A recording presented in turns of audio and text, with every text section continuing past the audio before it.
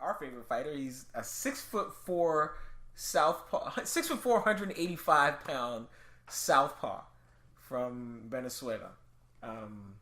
So it kind of makes him the opposite of, not the opposite, the countryman, but the in-ring opposite of Liborio Solis. Yes. That's the real fight to talk about. A short little tiny Venezuelan who is looking through his pockets right now because he just got robbed. Yeah, he is a short, stocky Venezuelan who gave Jamie McDonnell the blues for the vast majority of that fight and did not come away with a decision.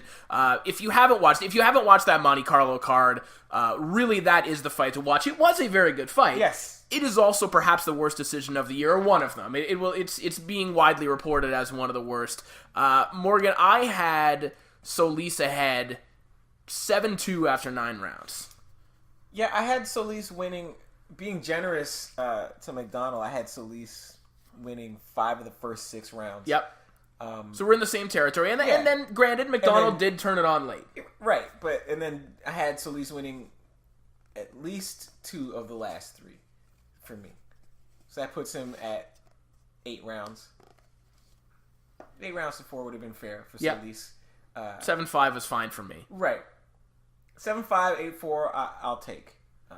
The judges that had it, but I can't, because some fights I can see 7-5 for either guy. This fight I couldn't see 7-5 for either guy. No, I thought this was a fairly clear 8-4, 7-5 kind of fight.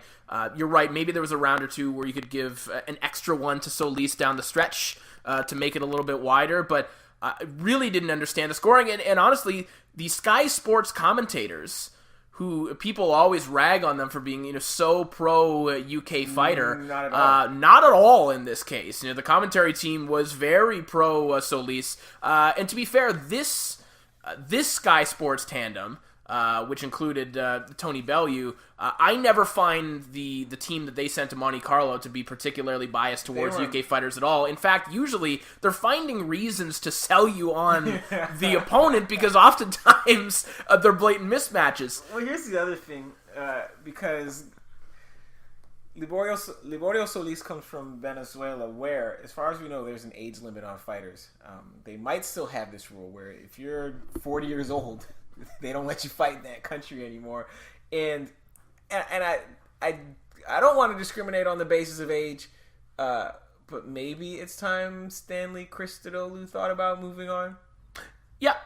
Pretty sure Stanley Christodoulou, he might have been one of the judges at Dempsey Tunney. I'm not sure. Stanley Christodoulou, I mean, we could pull up like the first fight that Stanley Christodoulou. How old is Stanley? He's in his 80s, right? I think so. Has to be. He was a referee in quite possibly the 60s. I can see it. Let me try and pull this up.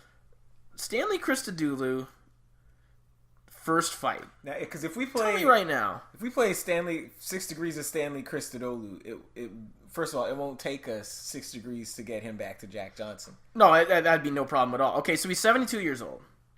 Yeah, so he began his boxing career in 1963. Whew. His first world title bout was, his first world title fight in 1973, Romeo Anaya and Arnold Taylor, the Bantamweight title fight in 73. He went into the International Boxing Hall of Fame in 2004. That's 12 years ago. And usually when you go into the Hall of Fame, like, it's over. Right. You've packed it in by then. But at the same time, I shouldn't necessarily be singling out Christodoulou because the other judges in that fight aren't 72 years old. They don't. What is their reason for not having seen that fight clearly? I don't get it. Well, and we always go through. We have the same discussion every time there's a bad decision. Were people on the take? Are they just all incompetent at the same time? No one will ever. I mean, we'll never conclusively prove that anyone was on the take. I mean, it's never going to happen. We're never going to find out that the judges were bribed or anything like that, and I don't even know why they would be in this case. Right. Why is anyone bribing officials over a Jamie McDonnell fight unless it has something really weird to do with betting, or people betting on the exact outcome in Vegas or something like that? I can't even fathom a good conspiracy theory. Especially considering the fact that Jamie McDonnell doesn't really care about boxing. He doesn't like it. He likes drywall. He likes his painting business. Okay, now, yes, that was the He uses boxing to advertise his home business on his trunks. And who was the guy that he beat last year? Tomoki Kameda. Kameda, yes. And I got ripped relentlessly for my score because I did the CBS broadcast, and I scored it for Kameda, and so did Paulie Malignaggi, and so did everyone else in that arena except the 3 judges ringside.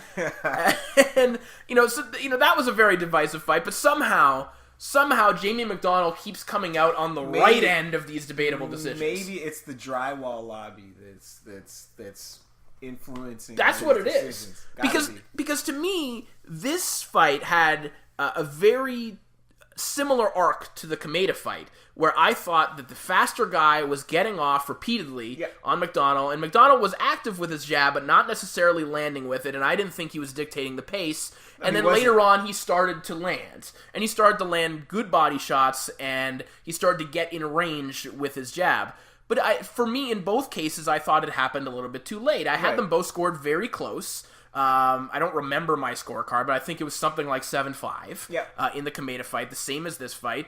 And I thought they were almost mirror images of one another. Yeah, it's the rounds you're describing were rounds 7 through 9, where McDonnell, found his rhythm and found his range. But other than that, it was Solis landing the cleaner punches and Solis dictating the rhythm of the fight is the thing. Because even if, and we didn't have the benefit of punch stats, all we had was the way that fight looked, effective aggression, all the rest of these intangibles. And Solis controlled most of those for, 7 rounds plus.